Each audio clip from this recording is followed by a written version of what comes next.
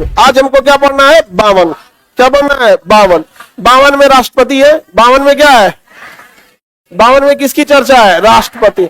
अंग्रेजी में क्या कहते हैं? प्रेसिडेंट। अंग्रेजी में प्रेसिडेंट। तो ये हो गया 52 में किसकी चर्चा है? राष्ट्रपति। हमारे देश में राष्ट्रपति का कोई खास पावर नहीं दिया गया है। हमारे यहाँ राष्ट्रपति का पद वैसे ही है जैसे ब्रिटेन में राजा और रानी का पद है। तो ब्रिटेन में जो पद महारानी का है, भारत में वही पद राजा का। वहां भी महारानी कुछ करती नहीं है, यहाँ भी राजा कुछ करता नहीं है। राष्ट्रपति क्या ही करते हैं? कुछ नहीं। तो हमारे देश में राष्ट्रपति का पद किस देश से लाया गया है? ब्रिटेन से। क्या भारत का वो वास्तविक प्रधान है या औपचारिक है? मतलब फॉर्मेलिटी के लिए कहा गया है कि भारत के सर्वे सर्वा यही है, यही है भैया भारत के सर्वे सर्वा यहाँ पे, लेकिन वास्तविक रूप से कोई और है। समझ में आ गया कि नहीं आ गया?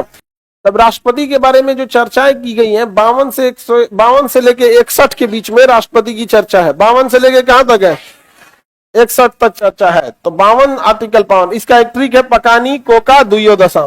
पकानी कोका दुयो दशम, ये एक ट्रिक है।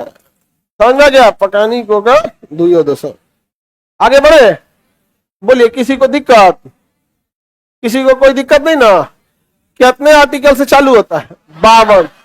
तो ये 52, 53, 54, 55, 56, 57, 58, 59, 60, 61। अब इसमें क्या क्या है भैया? तो पहला नंबर हो गया राष्ट्रपति का पद। राष्ट्रपति का पद किस देश से आया है? ये सारी चर्चा हम किसके बारे में कर रहे हैं? राष्ट्रपति के बारे में। किसके बारे में? राष्ट्रपति का पद किसने में है? 52 में। कहां से आया है? ब्रिटेन से। 53 में है कार्यपालिका। क्या है? कार्यपालिका। क्या चीज है बाबू? कार्यपालिका प्रधान। कार्यपालिका का क्या होगा? प्रधान होगा। कार्यपालिका का मतलब होता है कि काम कराने वाले लोग। कार्यपालिका का मतलब वो लोग जो देश में काम करा रहे हैं। देश में काम चालू होता है चपरासी से, सफाई कर्मी, चपरासी, उसके नीचे security, clerk, senior clerk, group A से लेके लेवल 1, 2, 3, लेवल 10 जितना जॉब करना है। तो जितना जितने कर्मचारी हैं वो सब किसके हिस्सा है? कार्यपालिका का। इंग्लिश में एग्जीक्यूटिव का हिस्सा। किसका हिस्सा है? तो जितने कर्मचारी हैं सब क्या है? एग्जीक्यूटिव। जितने पीसीएस वाले हेड एग्जीक्यूटिव, जितने आईएएस वाले सीनियर एग्जीक्यूटिव, जितने सेक्रेटरी या सचिव, बाप रे बाप भयानक एग्जीक्यूटिव, और उसके ऊपर एग्जीक्यूटिव मंत्री, उसके ऊपर मंत्री, कौन? मंत्री, और सारे मंत्रियों के ऊपर राष्ट्रपति। सारे मंत्रियों के ऊपर राष्ट्र। तो कार्यपालिका में सबसे छोटा एक सफाई कर्मी और कार्यपालिका में सबसे ऊपर राष्ट्रपति। आप जिस नौकरी की तैयारी कर रहे हैं, जॉब के बाद आप किसका हिस्सा बनेंगे? कार्यपालिका। किसका हिस्सा बनेंगे? अब जो नेता चुनाव लड़ रहा है वो विधायिका का। नेता जो चुनाव लड़ रहा है विधायिका। आप लोग कार्यपालिका। समझ में आ गया? देश चलता है कार्यपालिका के हिसाब से। देश किससे चलता है? एग्जीक्यूशन के हिसाब से, एग्जीक्यूटिव। जैसे देश में कोई कानून लागू हो गया, यही लोग ने पालन कराएंगे, एग्जीक्यूटिव कराएंगे। जैसे बिहार में जमीन सर्वे कराना है, सारा विभाग लग गया कि नहीं लग गया? किस चीज में? कार्यपालिका में। भाई चलो चलो सर्वे करो। यहां पर सरकार कोई कानून ला देती है तो पालन कौन कराएगा? कार्यपालिका। उसको एक मंत्री के अंडर दे दिया जाएगा, वो उसके नीचे सेक्रेटरी रखेगा, उसके नीचे अधिकारी, धीरे धीरे नीचे लेवल पूरा उसका एक डिपार्टमेंट हो जाएगा। जैसे शिक्षा विभाग में पहले ग्रेजुएशन 3 साल का था, अभी कर दिया गया 4 साल। लागू कौन कराएगा? कार्यपालिका। तो कार्यपालिका का जो प्रधान होता है, कार्यपालिका का प्रधान वो कौन होता है? राष्ट्रपति।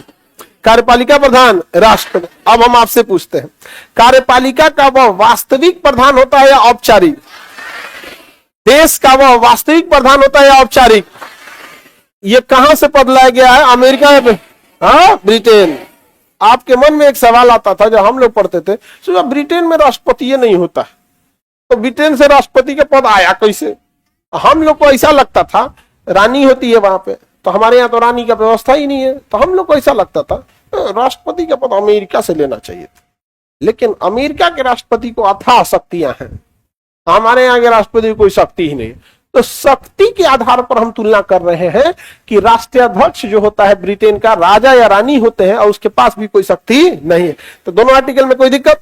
देश का भी वास्तविक प्रधान पीएम होता है और कार्यपालिका का भी वास्तविक प्रधान, कोई दिक्कत है किसी को? वास्तविक प्रधान, वास्तविक रियल कौन? पीएम। और फॉर्मेलिटी के लिए, औपचारिक का मतलब फॉर्मेलिटी, फॉर्मेलिटी नहीं समझते हैं? फॉर्मेलिटी नहीं, हाँ ठीक है, ठीक एकदम बढ़िया है। यहाँ पे फॉर्मेलिटी के लिए न से होगा निर्वाचन, न से इलेक्शन या निर्वाचन। निर्वाचन का मतलब इलेक्शन, निर्वाचन का मतलब इलेक्शन। तो जैसे महारानी की तरह यहां वंशानुगत राष्ट्रपति का पद नहीं रहेगा, यहां राष्ट्रपति का पद निर्वाचन होगा।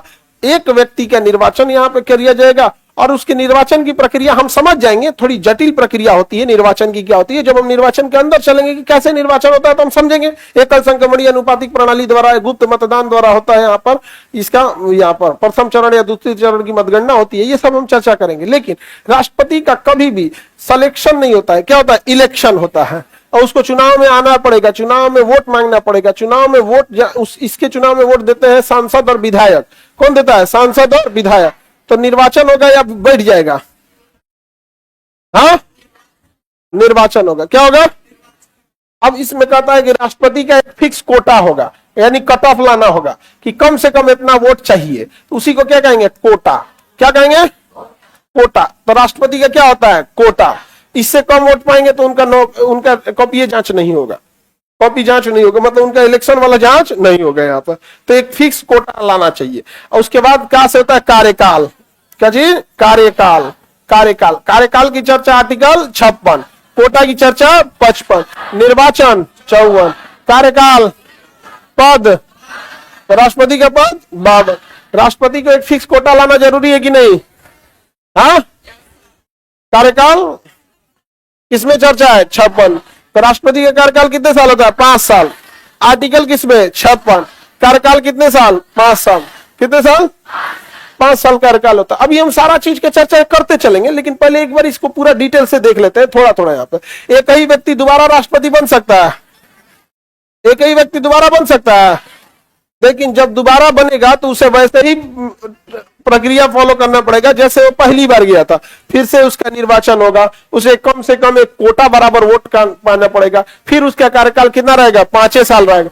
तो एक ही व्यक्ति दोबारा राष्ट्रपति बन सकते। यह सौभाग्य केवल डॉक्टर राजेंद्र प्रसाद को था, वही दोबारा राष्ट्रपति बने थे, और किसी को यह पद प्राप्त करने का दोबारा सौभाग्य नहीं मिला। अब तो राष्ट्रपति का पद एक राजनीतिक पद हो गया है, जिस जाति का वोट चाहिए उस जाति के राष्ट्रपति को बना दो।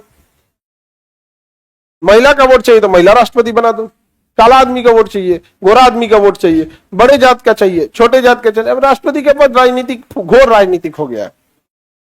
नहीं समझे? ये दिखाने के लिए कि यहाँ पे ये है, यहाँ है। राष्ट्रपति के लिए क्या है? अब देखिएगा ना, ये एक मैसेज जाता है कि हम इनके साथ हैं।